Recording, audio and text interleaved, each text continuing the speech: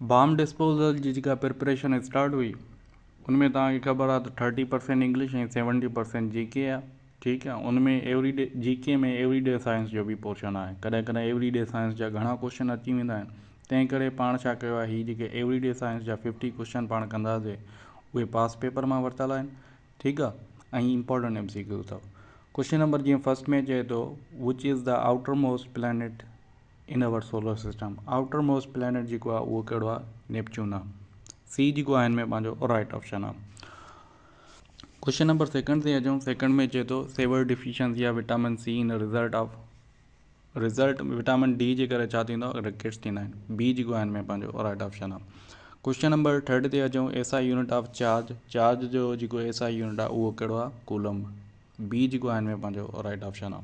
ठीकु आहे, हाणे कुझु इंपॉर्टेंट यूनिट आहिनि, इहे तव्हां मेमोराइज़ करे छॾियो। जीअं थी वियो फोर्स जो यूनिट छा आहे, न्यूटन आहे। प्रेशर जो पास्कल, मास जो किलोग्राम, वॉल्यूम जो मीटर क्यूब, टार्क जो न्यूटन मीटर, वर्क जो जूल, पावर जो वाट, एनर्जी जो जूल।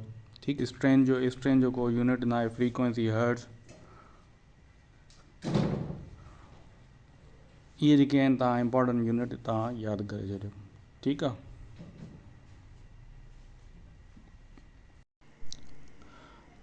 क्वेश्चन नंबर 4 ते अचूं। चए थो long sighted defect could be corrected by using dash dash lens. उनमें जेको राइट ऑप्शन आहे उहो आहे कॉन्वेक्स लेंस।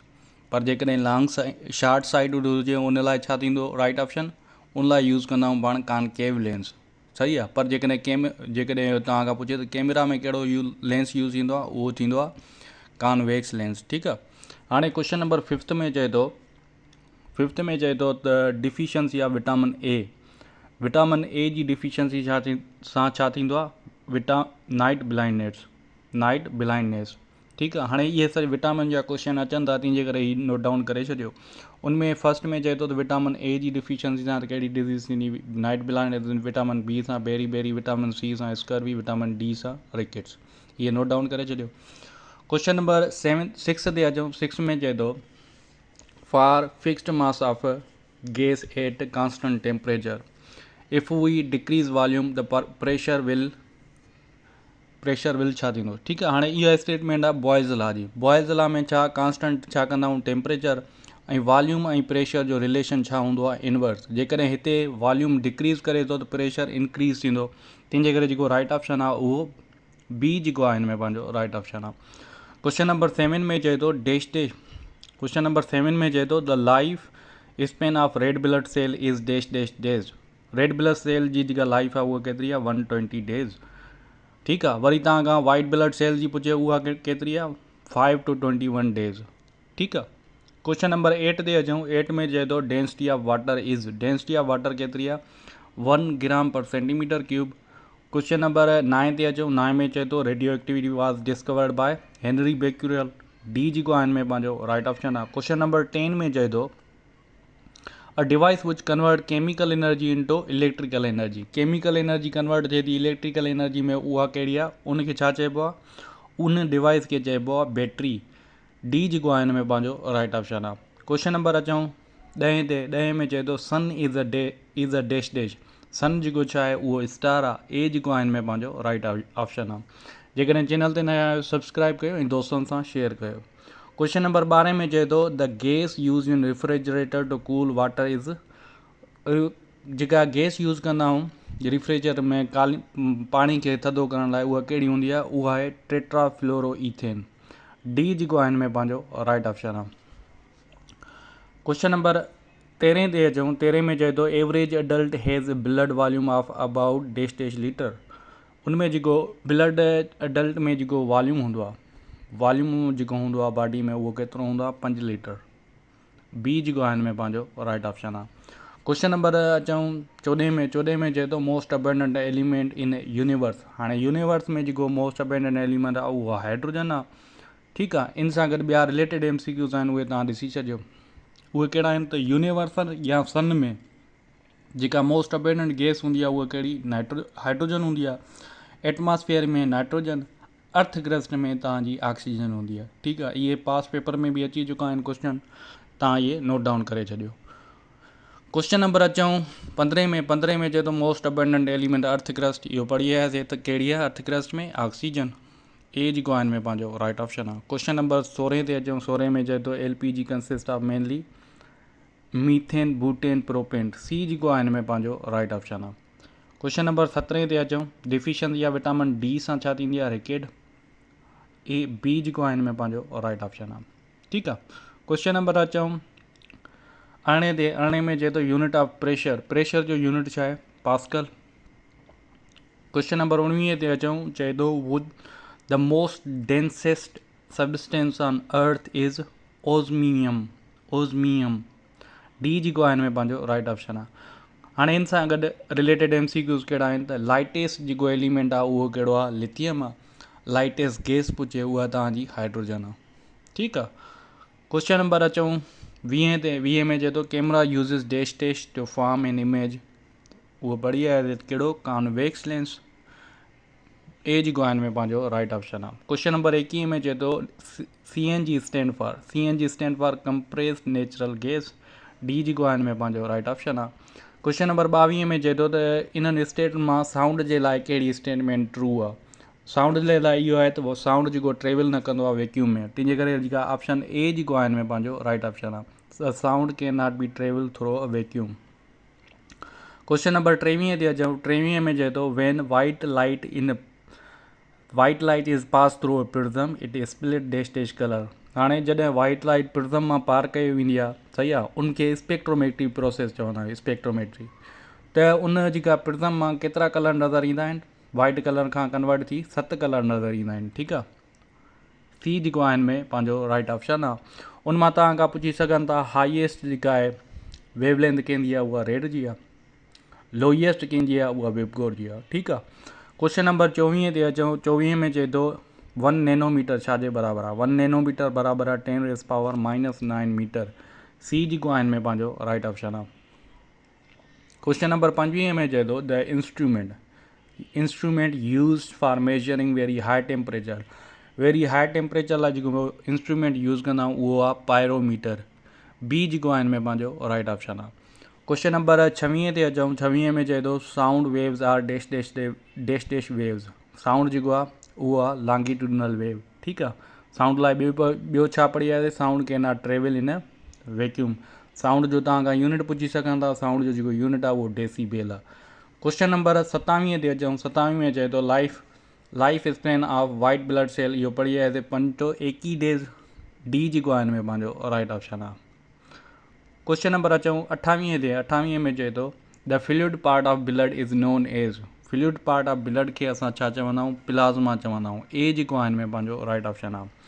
क्वेश्चन नंबर 29 में चए थो during winter in cold countries the dash dash is mix to melt the ice in icy road.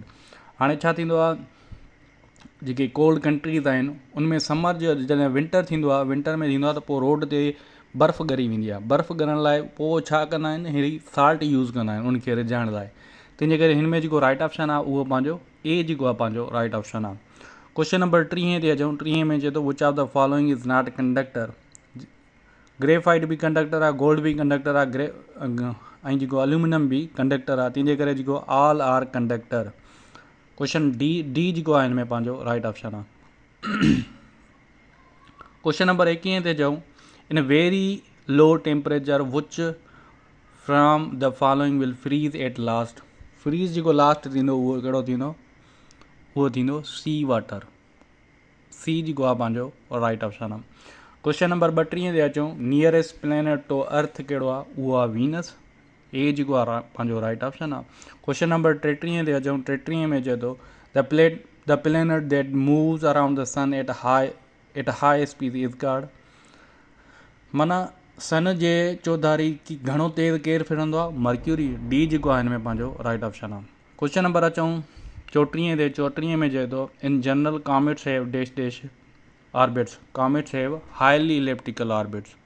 B जेको आहे हिन में पंहिंजो राइट ऑप्शन आहे।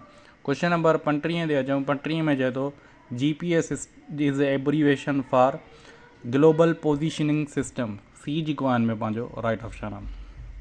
क्वेश्चन नंबर 36 ते अचूं। 36 में चए थो oxidation is a chemical reaction involving loss of electron. ठीकु आहे, तव्हांखां इहो पुछी सघनि था। इन सां गॾु तव्हांखां 2 टर्म ॿिया बि पुछी सघनि था। गेन ऑफ इलेक्ट्रॉन खे छा चवंदा आहियूं? रिडक्शन। ऐं जेको रिडक्शन ऐं ऑक्सीडेशन कंहिं बि रिएक्शन में थिए थो उनखे रिडॉक्स रिएक्शन चवंदा आहियूं। ठीकु आहे। क्वेश्चन नंबर 37 ते अचूं। 37 में चए थो at night plant intake dashes and release dashes. Intake oxygen and release carbon dioxide. A जेको आहे हिन में पंहिंजो राइट ऑप्शन आहे।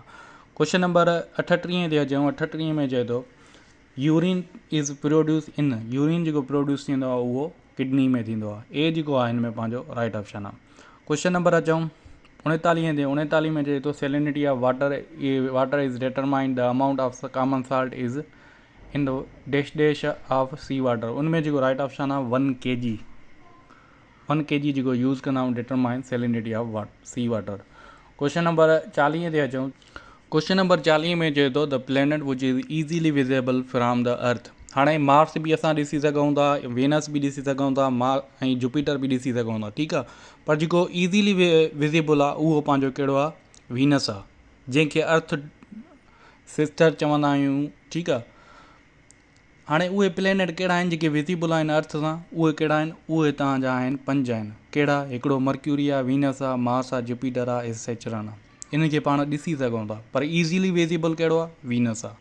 ठीकु आहे। हाणे अचूं क्वेश्चन नंबर 41 ते। 41 में चए थो the great spot on the planet.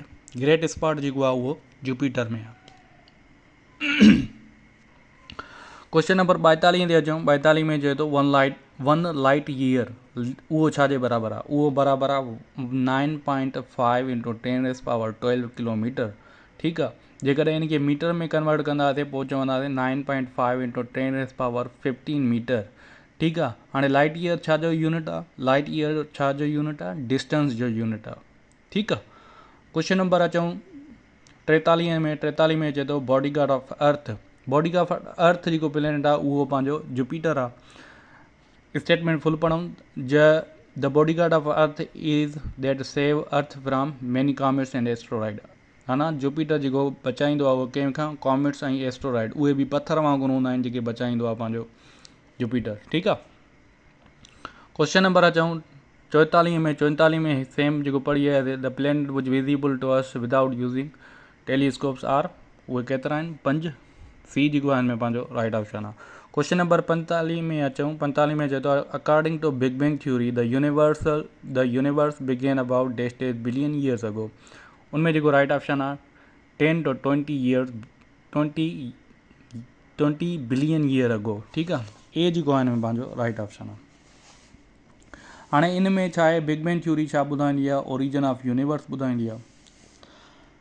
Question number अचूं 46 में। 46 में चए थो biosphere is use to measure blood glucose level. Blood glucose level. A जेको आहे हिन में पंहिंजो राइट ऑप्शन आहे। क्वेश्चन नंबर अचूं 47 में। Einstein famous equation which state mass and energy are interchangeable is E=mc²। A जेको आहे हिन में पंहिंजो राइट ऑप्शन आहे। क्वेश्चन नंबर 48 ते अचूं। 48 में चए थो unit of electric current. Electric current जो छा आहे? Unit ampere. ठीकु आहे। क्वेश्चन नंबर 49 ते अचूं। 49 में चए थो what is dry ice. Dry ice जेको आहे उहो आहे सॉलिड कार्बन डाइऑक्साइड। बी जेको आहे हिन में पंहिंजो राइट ऑप्शन आहे। क्वेश्चन नंबर लास्ट आहे। लास्ट में चए थो digestion of food is completed in. Digestion food जेका कंप्लीट थींदी आहे स्मॉल इंटेस्टाइन। ए जेको आहे हिन में पंहिंजो राइट ऑप्शन आहे। ठीकु आहे। हिन एवरीडे साइंस खे कंटिन्यू कंदासीं। वधीक क्वेश्चन ते तव्हां कमेंट पुछी सघो था। Thank U.